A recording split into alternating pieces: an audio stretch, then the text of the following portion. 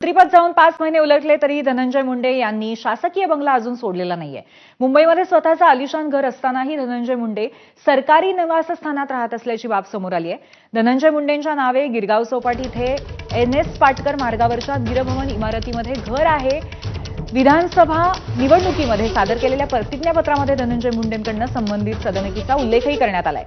वीरभवन इमारतीमध्ये 9व्या मजल्यावरती 902 क्रमांकांची मुंडेंची तब्बल 2151 चौरस फुटांची सदनिका फ्लॅट आहे।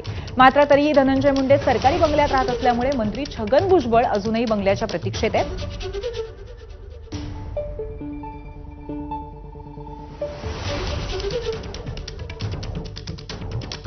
दरम्यान या संदर्भात अधिक माहिती देत आहेत आमचे प्रतिनिधी।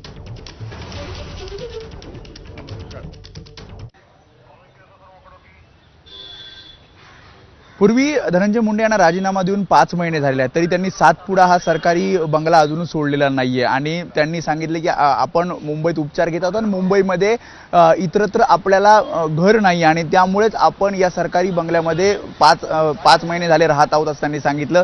शिवाय 42 लाख रुपये दंड सुद्धा त्यांना या सगळ्यामध्ये ठोठावण्यात आलेला आहे। आता यानंतर जेव्हा प्रतिज्ञापत्र धनंजय मुंडेंचं जे 2024च्या विधानसभा निवडणुकीत त्यांनी प्रतिज्ञापत्र दिवडलं होतं ते जे ॲफिडेव्हिट बघितलं त्या ॲफिडेव्हिटमध्ये हे समोर येते की चौपाटीवर त्यांचा एक फ्लॅट आहे वीरभवन इथे 9व्या माळ्यावर साधारणपणे 2000 स्क्वेअर फीटचा त्यांचा फ्लॅट आहे, मात्र तो वापराविना आहे आणि त्यामुळे जर स्वतःचा फ्लॅट असेल आणि साधारणपणे त्याची किंमत 16 कोटी रुपये आहे आणि जर मग धनंजय मुंडेंचा फ्लॅट मुंबईमध्ये आहे तर मग तो का वापरला जात नाहीये, सरकारी बंगल्यात ते अजूनही का राहत आहेत, असे अनेक प्रश्न यामध्ये उपस्थित होत आहेत। त्यामुळे आता ॲफिडेव्हिटमध्ये तरी या म्हणजे गिरगाव चौपाटीवर धनंजय मुंडे यांचा स्वतःचा फ्लॅट असल्याचं समोर आल्यानंतर